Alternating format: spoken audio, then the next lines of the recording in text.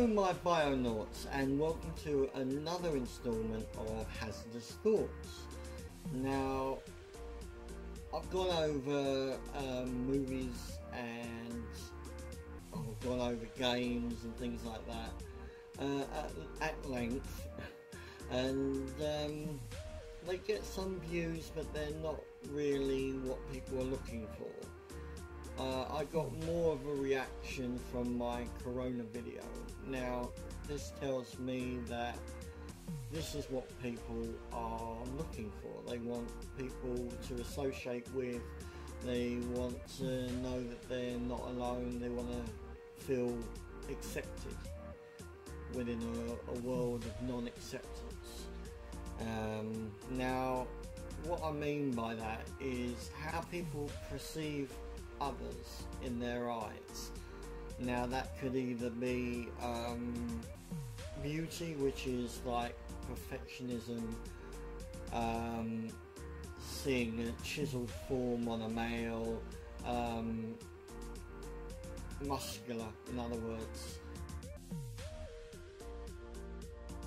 on a male, hourglass figure on a female,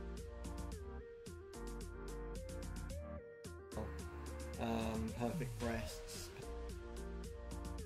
perfect bums, pecs, all mishmash sort of thing. Things that some people have either gone out and got done to themselves through surgery, or they've acquired through vigorous training with weights and what have you. Now, you have like three categories. Sort of had the upper class, then you had the middle class, and then you had lower class. Nowadays, it looks over what is on the inside of people. Now you have still, you've got three stages. You've got perfectionism, which is, in my opinion, just a word which people use to describe items and themselves, to put them up on a higher level, sort of the higher class, snobs as it were. And then you have the average types, which are the people that have little or no disabilities and quirkisms that make them socially inept in the hierarchy of things. And then you have the ugly people, which I think is a really nasty word, to describe the lower class of person and circle, which are people who have abnormalities and quirks like cleft palates and dwarfism, and all these sort of things that affect their outer body, so it doesn't resemble what people consider as perfect. Now, the reason I'm doing this vlog is I came across a message on Facebook from a friend of mine that asked about a certain movie back in the 80s called Terminator, and why it is that they travel through time completely in the nude. What was the purpose of doing that? Whereas in other time programs like Back to the Future and things like that, you find they're always dressed in their normal everyday outfits, and they don't seem to have a problem with going through time and space. So anyway, with this movie in question, he asked why they did this. Now, in the movie itself, they explained it that materials and fibres didn't react well with the electrodes within the sphere-like ball that took the person from one time to another.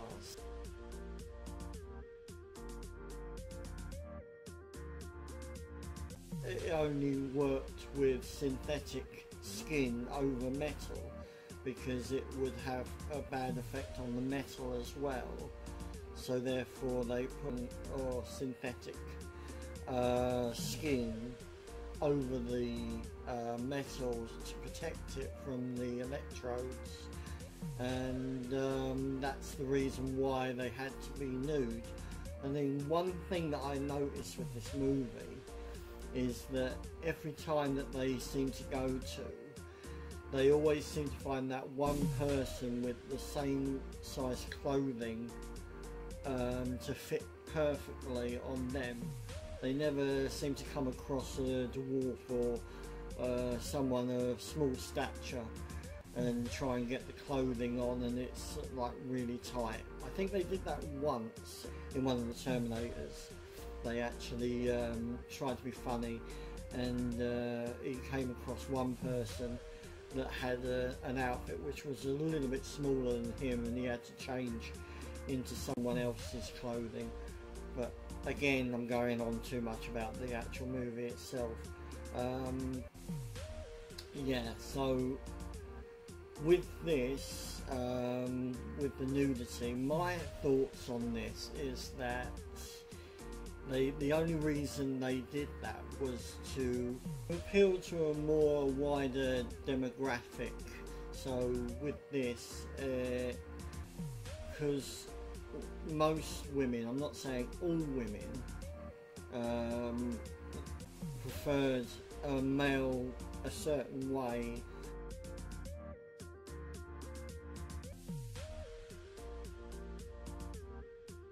A romanticised version of a male that they'd read about in romantic novels and such. So it made girls grow up perceiving that men were like knights, like Lancelot looking sort of people, charging in on their steed to save the day sort of thing. The totally romanticised version of what people were really like, and men were more of a shallow outlook on women. They preferred women that were slim, long legs, perfect bums, big breasts, long hair, whether it be blonde or whatever. They seem to prefer blondes. There was actually a movie called that, Men Prefer Blondes. But again, I've already gone on movies when I'm going back. I mean, to me, it seems like the saying, always the bridesmaid, never the bride. But in our case, it's always the chorus line, never the lead. I mean, people like me look a certain way, and you know, our hearts are in the right place, but to some and most, this isn't enough. This isn't the romantic envisionment of what they perceived in their mind's eye when they were a girl growing up reading their romantic novels, and you know, seeing all, as I said, like white knights on steeds and things like that. I mean, as time went on, we had a demographic of other cultures, like people who were gay, lesbians, and they made it so that the characters that were the leads would appeal more to their demographic.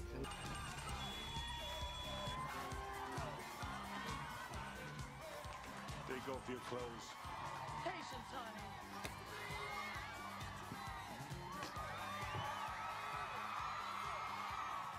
Whoa, bitch! Wait your turn! Your clothes. Talk to the hand. Now. Whatever was popular at that time, sort of thing, stereotypical, how people perceived gay people to be, they sort of put that in within the movie. They didn't really seem to care. They seemed to think that gays were a certain way and very extrovert, very flamboyant, where some gays are, they are like that, but there are some gay people that I know that aren't flamboyant and they aren't very extrovert, they're very introvert in fact, and they appear on the outside like every other Tom, Dick or Harry. You wouldn't be able to point them out in a crowd, because it seems like the directors and whatnot see a certain type of person in a certain type of role, and there's no changing that. I mean, you get rom-coms, romantic comedies, which you do get the regular Joe or Josephine, you know, depending, as the main protagonist, and they're only there as the comic relief. They get the girl at the end, but it's more of a ha ha ha, isn't this a funny ideal, a really beautiful woman, or what is perceived as a beautiful woman, going out with an average Joe like me or like yourself. Me myself, I've never seen a movie that has a disabled person as the lead role in a relationship with anyone but a similar sort of person, sort of whether they be overweight or disabled themselves.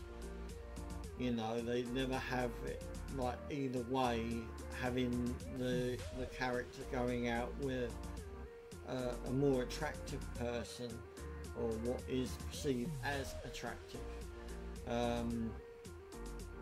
It's the same within shows in the theatre, in the on stage sort of theatre.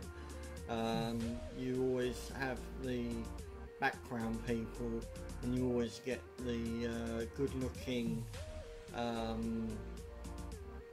famous people in the front, in the limelight sort of thing. You hardly ever get someone that looks average as the main lead in a show or anything like that. Back to the actual post that I saw, I put my comment down that I thought that the directors and people were doing it solely for the money, to get bums in seats. They had to appeal to the certain demographics, as I said, to get them coming into the cinema or theatre, depending where you're from, into the show, and get them interested.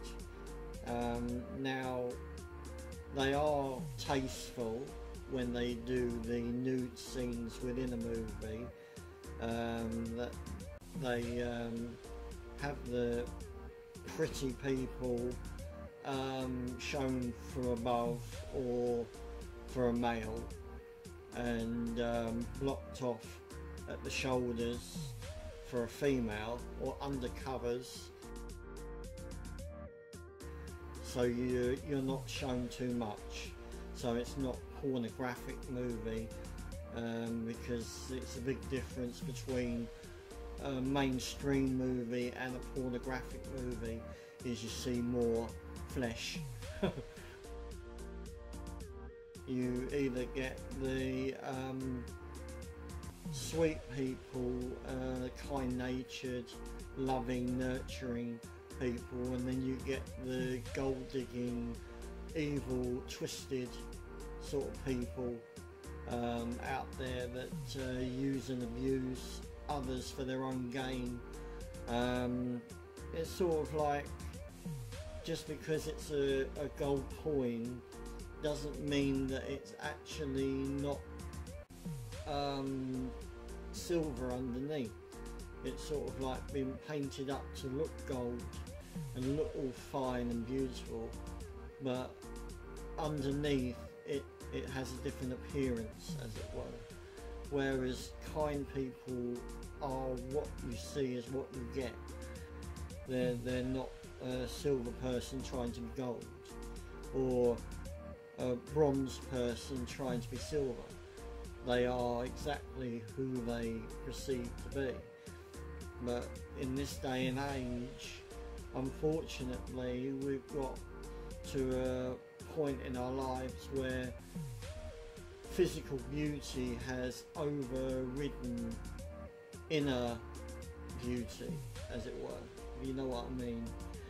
People go out there and they sort of like, they're looking for something they can't obtain, and even if they can obtain it, sometimes that person's not so nice on the inside. They've got all the looks and the charm, but they're dark and callous on the inside, and they treat them badly, but yet they still keep coming back to that person because, you know, at the end of the day, it's better than being alone. I feel that's a wrong way to think about it, because, you know, even if you are on your own, you're not alone. You've got friends, you've got family, you've got people that care about you. You can be anything you want to be, basically. You know, we're all of us deep down in a way are shallow in one way or another. We look on a person and, you know, because of their quirk and their disability, something in us, you know, we don't want to feel that way, most of us. We don't want to feel, you know, turned off because of physical appearance. But there's something in us that makes us think, oh, my friends won't approve, or my friends won't be my friends anymore if I go out with you, because you're not socially normal, so therefore your social quirks end up wiping off on me, and I'll end up without any friends. But if you've got friends that treat you that way, and, you know, only want to be your friend because of your looks, you know, they're not friends at all. They're toxic friends. You know, they're not the sort of people that you need to stick with. You need to find people that will love and care about you for you as a person. You know, not just because you've got money in the bank, or because you're good looking, or, you know, as a social norm, good looking. But yeah, going back onto what I was saying, I put in my ideas, and this woman came on and made a comment and said she wasn't like that sort of girl that only went upon looks and things like that. That's why I make a claim, that's why I say, I'm not saying this to every woman in the world, I'm not saying this to every man in the world. There are people out there that are relatively good looking in the world, but also have a pureness in heart as well. even then, those people there are perceived in a certain way in the world. That, I mean, you have girls that are called tomboys, all because they like things that boys like games, football, well, sports in general, whether they like action movies over romantic movies, you know. You do get girls out there that like the things that we like, but that doesn't make them any less of a girl. It just makes them a certain person that likes certain things, you know, as in a boy, if he enjoyed playing with dolls.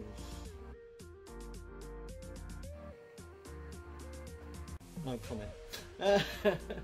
If a boy played with dolls, and if a boy likes romantic films and enjoys more female stuff, that doesn't make him gay. That doesn't make him a feminist. That just makes him a person that takes an interest in other things. I like Resident Evil and games and things like that, like most boys do in the world. But I don't like sports. I don't get the idea of football. I don't get the idea of basketball. I mean, I don't see a point in watching men running up and down a field, getting muddy, kicking a ball into a net. You know, where's the thrill in that, really? I mean, I don't see why people were so gung-ho about these things. But there again, there are people out there that enjoy those sort of things, and all power to them. But don't stereotype me and others in a certain category just because we have different likes and different wants. You know, just think about it. Anyway, that's pretty much my rant over for today. If you wouldn't mind, please subscribe to my channel if you're new here, and like the video, and also press the bell icon and you'll receive updates on my future videos. And take care and be yourself.